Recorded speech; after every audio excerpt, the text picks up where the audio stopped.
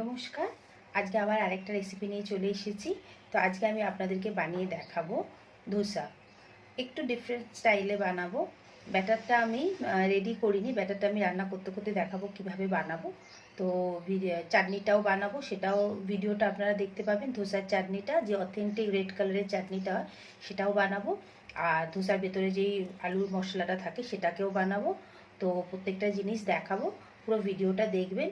যখনই মনে হবে যে আপনাদের ধোসা খেতে ইচ্ছা হবে, তখন আর ওয়েট করতে হবে না যে ডালটা ভেজাইনি কেন এখনও অবধি, চালটা ভেজাইনি, কী করে ধোসা খাবো। ইনস্ট্যান্ট একদম তাড়াতাড়ি আপনারা ধোসা বানিয়ে খেতে পারবেন। তো চলুন, এখন আমি রান্না করতে করতে আপনাদের প্রত্যেকটা জিনিস দেখাতে থাকবো। আর একটা কথা প্রত্যেকবার বলি, আবার বলছি, আমার চ্যানেলটা যদি আপনাদের পছন্দ হয়, মানে আমার পেজটা, তাহলে অবশ্যই এটাকে লাইক, কমেন্ট, শেয়ার করবেন, যাতে আপনারা যেমন রান্না দেখছেন আরও অনেকে এইভাবে আমার রেসিপিগুলো দেখতে পারে। আর ইউটিউব থেকে যারা দেখছেন তারা আমার চ্যানেলটাকে সাবস্ক্রাইব করবেন। আমার চ্যানেলের নাম হচ্ছে শেফ সুপর্ণা কার্কি। তো আপনারা লাইক, কমেন্ট করবেন, সাবস্ক্রাইব করবেন। তো চলুন, এখন আমি আপনাদেরকে একদম একটা ভেজ, মানে ধোসা তো ভেজই হয় স্পেশালি। তো আপনারা অনেকেই আমার কাছে মেসেজ করেছিলেন যে ভেজ রেসিপি দেখাবার জন্যে। তো সেই জন্য আজকে আমি আপনাদের একটা একদম 5-7 মিনিটের মধ্যে আপনারা কীভাবে ধোসাটা খেতে পারবেন, তো সেটাই এখন দেখাবো। তো চলুন, এখন ধোসাটা বানিয়ে আপনাদেরকে স্টেপ বাই স্টেপ সব দেখাচ্ছি। ধোসার চাটনির জন্য আগে আমি একটা কড়ার মধ্যে অল্প একটু রিফাইন তেল দেবো, বেশি দেবো না, 1 চামচ মতো দিয়ে দেবো। তেলটা গরম হয়ে গেছে, অল্প একটুখানি গোটা জিরে দিয়ে দিচ্ছি। জিরেটা গরম হয়ে গেছে, এবার আমি অল্প করে একটু পেঁয়াজ দিয়ে দিলাম। আগে ভালো করে নাড়াচাড়া করে নিচ্ছি। অল্প করে আমি এখানে একটু আদা দিয়ে দিচ্ছি, আর 4টে মতো রসুন দিয়ে দিলাম। এগুলোকে এখন একটু নাড়াচাড়া করে নেব। আর তার সাথে আমি সামান্য অল্প একটুখানি নুন দিয়ে দিলাম।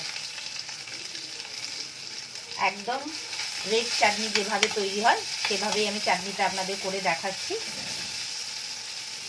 এবার এর মধ্যে আমি 3টে টমেটো একদম ছোটো ছোটো করে কেটে নিয়েছি, সেটা আগে দিয়ে দিলাম। দিয়ে জিনিসটাকে আরেকটু নাড়াচাড়া করে নিচ্ছি। এবার আমি 5-6টা এখানে শুকনো লঙ্কা দিয়ে দিচ্ছি, আর এখানে আমি ধনেপাতার এই স্টেমটা দিয়ে দিচ্ছি, মানে যেটাকে ডান্ডার মতো হয়, এটাকে দিয়ে দিলাম। দিয়ে প্রত্যেকটা জিনিসকে ভালো করে মিক্স করে দিচ্ছি। দিয়ে এখানে এখন আমি অল্প একটু জল দিয়ে দেবো, অল্প একটু কারি পাতাও দিয়ে দিলাম। দিয়ে প্রত্যেকটা জিনিসকে ভালো করে মিক্স করে নিচ্ছি। করে এখন আমি কিছুটা জল দিয়ে দিচ্ছি এর মধ্যে। জাস্ট এই টমেটো ভেজা ভেজা মতো জল দিয়ে দিলাম। এই টমেটোটা যাতে একদম গলে যায়, আদা রসুন এগুলো সব গলে যাবে। এটাকে এখন জোরেই করে রাখবো। ধোসার জন্যে আলুটা আগে তৈরি করে নিই। ধোসার মিডলে যে আলুটা দেবে তার জন্য কিছুটা আগে আমি রিফাইন তেল দিয়ে দিলাম। তার মধ্যে অল্প করে আমি একটু সর্ষে দিয়ে দিচ্ছি। আগে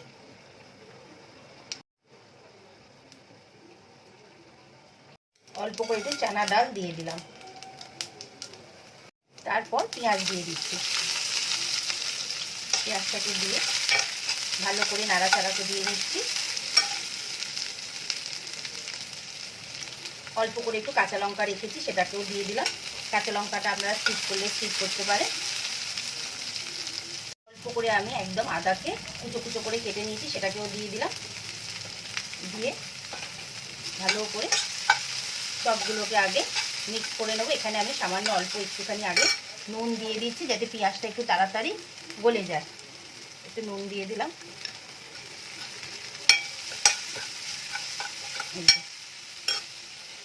অল্প করে কারি পাতা দিয়ে দিচ্ছি। এগুলোকে এখন ভালো করে আগে একটুখানি ফ্রাই করে নিচ্ছি আমি, যতক্ষণ না পেঁয়াজটা আমাদের পুরো ব্রাউন হবে না, হালকা একটুখানি নরম হয়ে যায়।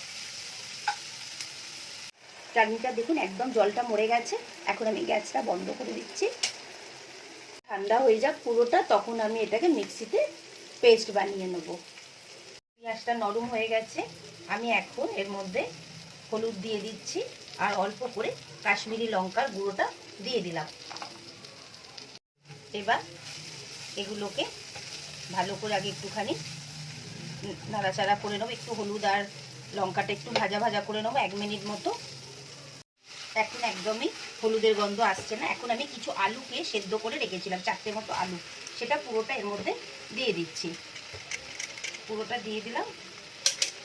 দিয়ে ভালো করে একটু বড় মানে ছোট ছোট একটু আলু ডালা থাকলে কোনো অসুবিধা নেই।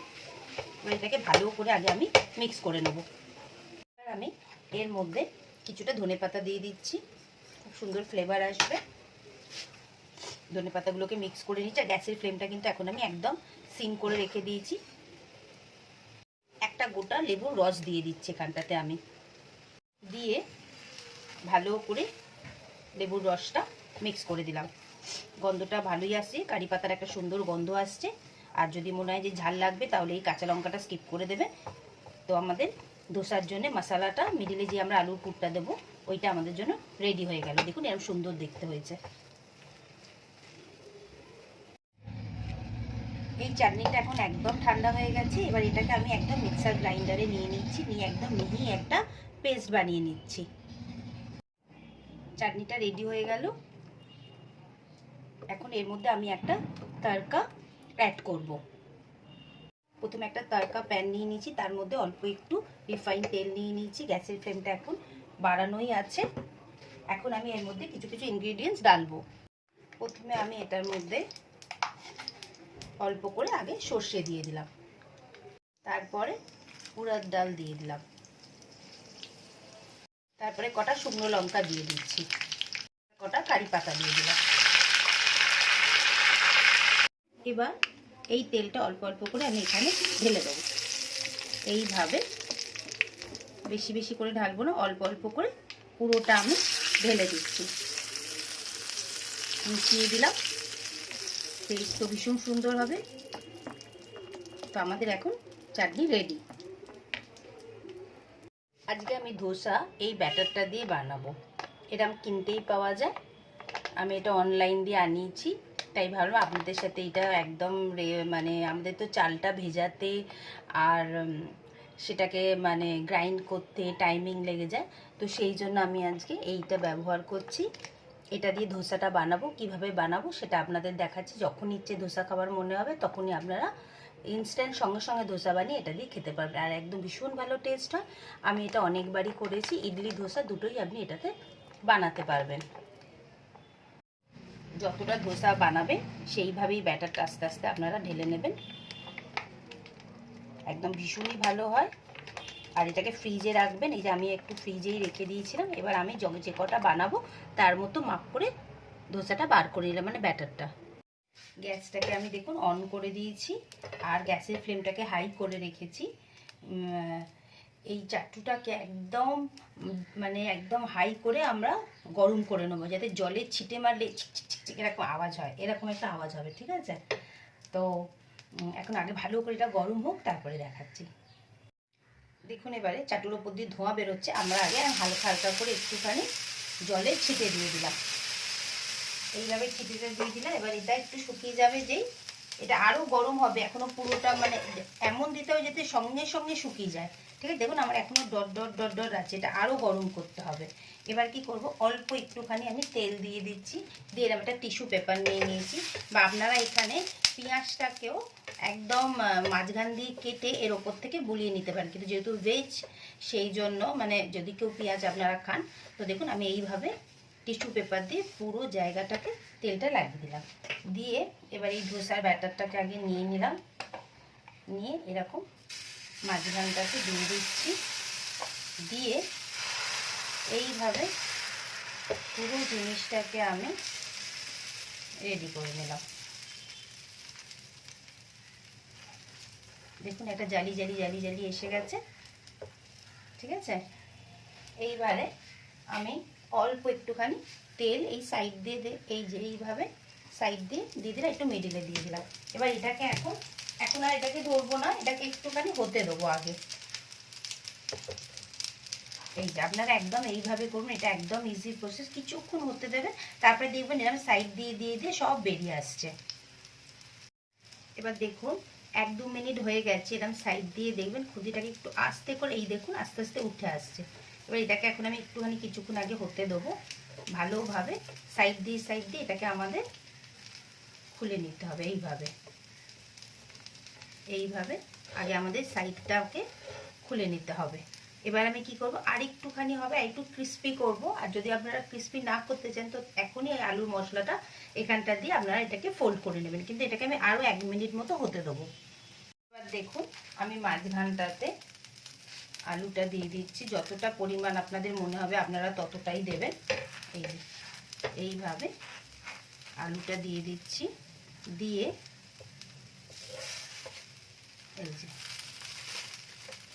এইভাবে একটার পর একটা ফোল্ড করে দিলাম। আর একটাও নয়, আমি করে দেখাচ্ছি আপনাদেরকে।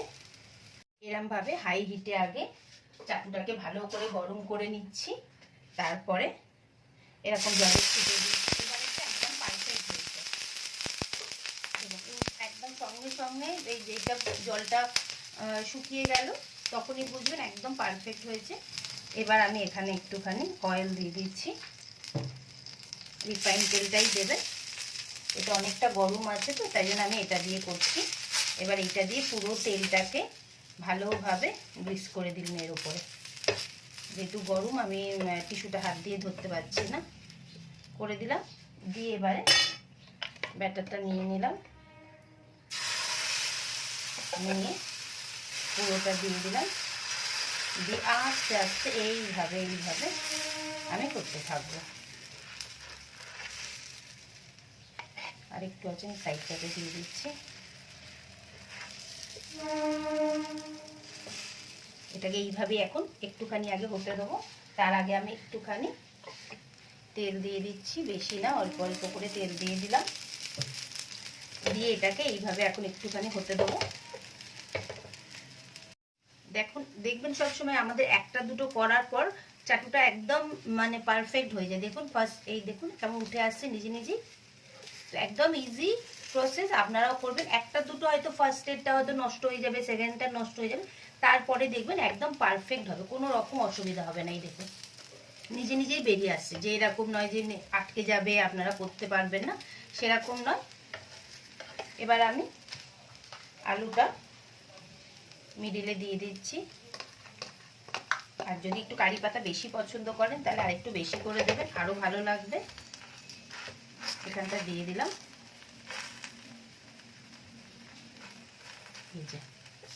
এবারে এই যে একটা ফোল্ড দিলাম, তারপরে এই আর একটা ফোল্ড দিয়ে দিলাম। তৈরি, বাড়ির জন্য তো একদমই বিউটিফুল। দেখুন আপনাদেরকে তো দেখালাম কত সহজ পদ্ধতিতে আপনারা এই ধোসাটা বানিয়ে নিতে পারবেন। কেমন লাগলো রেসিপিটা বলবেন। আর ওই ব্যাটারটা দিয়েই আমি এখানে ইডলি বানিয়ে নিয়েছি, সেম ব্যাটার দিয়ে। তো আপনাদের কেমন লাগলো ভিডিওটা আমাকে অবশ্যই বলবেন, আর আমার পেজটাকে লাইক করবেন, কমেন্ট করবেন। দেখুন আমি একদম সামনে দিয়ে আপনাদেরকে ইডলিটাও দেখিয়ে দিচ্ছি, দেখুন কেমন দেখতে হয়েছে। আর ধোসাটাকেও আমি একদম সামনে দিয়ে দেখিয়ে দিচ্ছি, চাটনিও আপনাদেরকে আমি দেখিয়েছি কিভাবে আপনারা বানাবেন। অবশ্যই বাড়িতে বানাবেন, আর কিভাবে বানাবেন, কি দিয়ে বানাবেন সব কিছুই দেখিয়ে দিয়েছি। তো ভিডিওটা কেমন লাগলো অবশ্যই বলবেন। তাহলে আমার পেজটাকে লাইক করবেন, সাবস্ক্রাইব করবেন, কমেন্ট করবেন। আর ইউটিউব থেকে দেখলে সাবস্ক্রাইব করবেন, আর পেজ থেকে দেখলে ফলো করবেন। ইউটিউবের নাম হচ্ছে শেফ সুপর্ণা কার্কি, আর ফেসবুক পেজ থেকে দেখলে তো লাইক কমেন্ট দুটোই করবেন। ইডলি আর ধোসা দুটোই রেডি হয়ে গেল, বাড়িতে আপনারা খুব সহজভাবে বানিয়ে নিতে পারবেন। তো আজকে রেসিপিটা শেষ করলাম, আবার আরেকটা রেসিপির সাথে খুব তাড়াতাড়ি দেখা হবে।